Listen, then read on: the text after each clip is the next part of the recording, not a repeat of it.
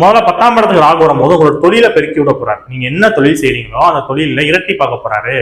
அதாவது ஒரு பிசினஸ் பண்றவங்க இன்னொரு பிசினஸ் பண்ணலாம், ஒரு கடையில பிரான்ச் ஒரு ஆபீஸ் இருக்கிறவங்க இன்னொரு பிரான்ச் ஆபீஸ் போடலாம். அப்போ உங்க தொழில் விருத்தி ஆகும்.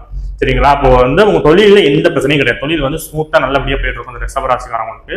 ஏன்னா 10ல ராகு, 11ல சனி. அப்ப 11ல சனி லாப சனி வேற, உங்களுக்கு யோகக்காரன் வேற சனி போவாங்க. 11ஆம் இடத்துக்கு லாபத்தை கொடுக்க போறாரு.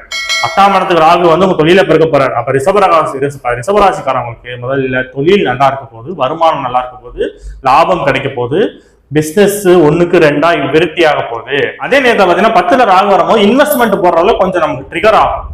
ட்ரிகர் ஆகும்னா என்னன்னா, ஒரு ஆசை, ஒரு பேராசை, ஒரு தூண்டுதல் அதிகமா இருக்கும். 10ல ராகு வரும்போது பிசினஸ்ல அகலக்கால் வைக்கலாம், அதாவது ஒரு கொஞ்சம் பெரிய லெவல்ல பண்ணலாம் அப்படிங்கிற ஆசை வரும். ஸோ அதுல மட்டும் கொஞ்சம் கேர்ஃபுல்லா இருந்துக்கணும். ஏன்னா எப்பவுமே ராகு கொடுத்து கெடுப்பார், கேது கெடுத்துட்டு கொடுப்பார். அப்ப ராகு இந்த இடத்துக்கு வர்றது நல்லதா இருந்தாலும் கூட உங்க ஜாதகம் நல்ல திசை புத்தி நடந்தாலும் மட்டும் இந்த இன்வெஸ்ட்மெண்ட் விஷயங்கள்ல கொஞ்சம் கேர்ஃபுல்லா இருக்கணும்.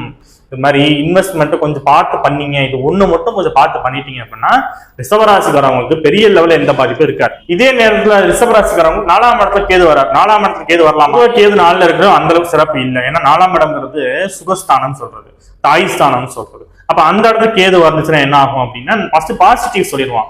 இப்ப நீங்க ஏற்கனவே ஒரு வண்டி வச்சிருக்கீங்க அப்படின்னா புதுசா ஒரு வண்டி வாங்கலாம், இல்லைன்னா ஏற்கனவே இருக்கிற வண்டியை கொடுத்துட்டு புது வண்டி வாங்கலாம், இல்லைன்னா வீடு ஏதாவது டேமேஜ் இருக்கு, ஆல்ட்ரு ஒர்க் பண்ணணும் அப்படின்னா பண்ணலாம், இல்லைன்னா புதுசா இன்னொரு வீடு வாங்கலாம், இடம் வாங்கலாம், அதாவது 2வது சொத்து வாங்கலாம். ஒரு சொத்து ஏற்கனவே இருக்கு, ஒரு இடம் இருக்கு, ஒரு வீடு இருக்கு, இன்னொன்னு வாங்கலாம்னா வாங்கலாம். இப்ப இந்த மாதிரி விஷயங்கள் எல்லாம் செலவு பண்ணிக்கலாம். 4ல கேது வரும்போது ஒரு மாற்றத்தை கொடுப்பாங்க. அப்ப வண்டி, வீடு, இடம், இது மாதிரி ஏதோ ஒரு விஷயத்த ஒரு மாற்றத்தை கொடுப்பாங்க. அதெல்லாம் உங்களுக்கு நல்லா அமையும். நெகட்டிவா என்ன அப்படின்னு பாத்தீங்கன்னா, அம்மாவோட ஹெல்த்தை கொஞ்சம் பாத்துக்கணும். 4ல கேது வரும்போது அம்மாவோட ஹெல்த் கொஞ்சம் பாத்துக்கணும். 4ல கேது வரும்போது பைக்ல அந்த வீலிங் எல்லாம் பண்ணக்கூடாது, சாகசம் பண்ணக்கூடாது.